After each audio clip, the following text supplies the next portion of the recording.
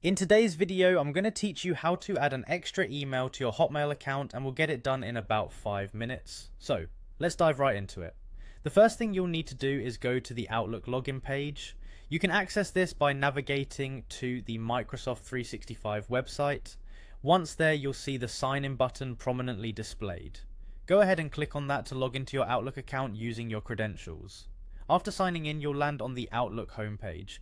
This is where you'll see all your emails and the usual layout you're accustomed to. Next, you'll want to click on your profile, which is typically represented by your avatar or your initials at the top right corner of the screen. This will bring up a menu with several options, but for now we'll need to head to the Microsoft account home. Clicking this option will redirect you to the Microsoft account homepage. Here you'll find various settings for your account. Look for the Your Info section on this page, a central hub for managing your account details. You'll want to click on this to proceed to the next step.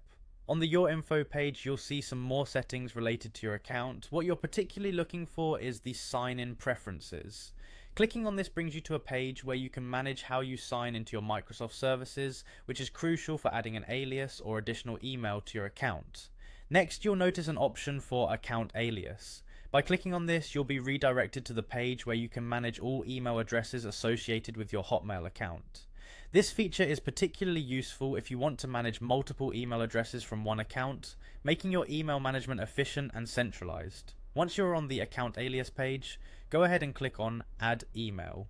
Here, you can either add an existing email that you own or create a new one directly linked to your account. If you're adding an existing email, ensure you have access to it, since Microsoft will send a verification email to ensure you're the rightful owner.